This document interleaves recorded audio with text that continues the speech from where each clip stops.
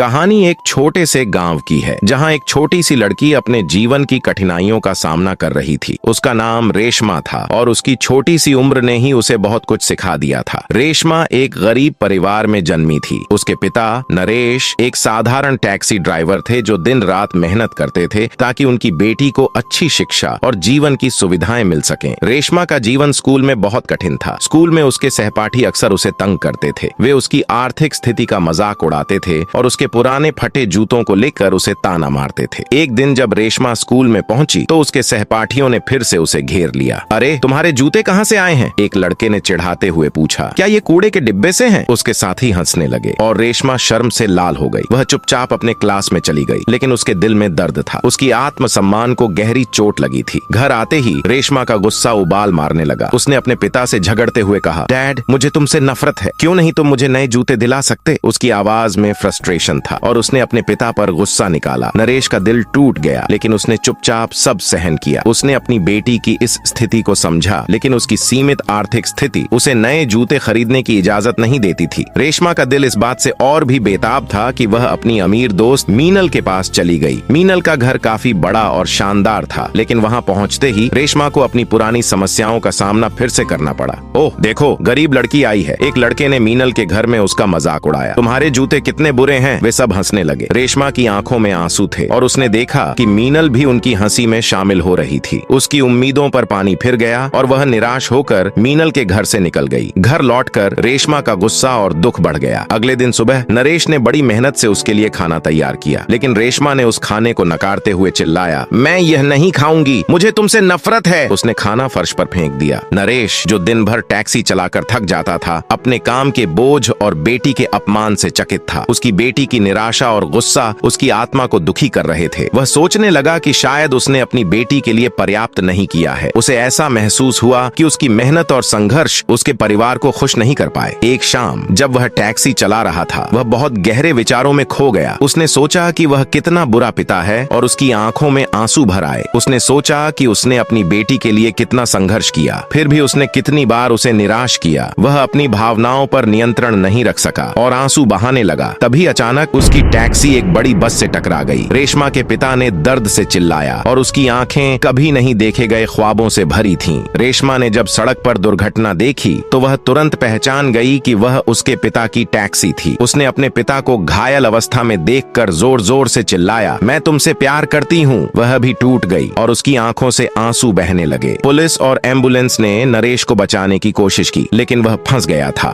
रेशमा ने अपने पिता को दर्द में देखा और उसकी मदद करने की सारी कोशिशें असफल हो गईं। उसके पिता को अस्पताल ले जाया गया, लेकिन उनकी हालत बहुत गंभीर थी। रात को घर पहुंचने पर रेशमा ने अपने बिस्तर पर एक डिब्बा देखा। उस डिब्बे में नए जूते थे। डिब्बे पर एक नोट लिखा था, मैंने तुम्हारे लिए नए जूते खरीदे हैं, आशा है अब तुम मुझसे थोड़ी कम नफरत करोगी। रेशमा ने नोट पढ़ा और उसकी आंखों से आंसू बहने लगे। उसने अपने पिता की गहरी मोहब्बत को महसूस किया। अब उसे समझ में आया कि उसके पिता ने कितनी मेहनत की और कितनी बार उसके दिल को छूने के लिए अपने प्रयास किए। उसने अपनी गलतफहमी को दूर किया और अपने पिता की सच्ची मोहब्बत का एहसास हुआ। रेशमा के पिता की हालत गंभीर थी, लेकिन उनकी अंतिम यादें उनकी बेटी के दिल में अमिट छाप छोड़ गईं। रेशमा ने अपने पिता के दिए गए नए जूतों को पहना और अपने जीवन में एक नई शुरुआत की। उसने सीखा कि सच्ची मोहब्बत और त्याग का मूल्य क्या होता है और अपने पिता के लिए एक सच्ची श्रद्धांजलि अर्पित की। कहानी की यह बात हमें सिखाती है कि कभी भी किसी के संघर्ष और त्याग को कम नहीं समझना चाहिए। सच्ची मोहब्बत कभी भी साधारण नहीं होती और हमें हमेशा उन लोगों की सराहना करनी चाहिए जो हमारे लिए सब कुछ त्याग देते हैं।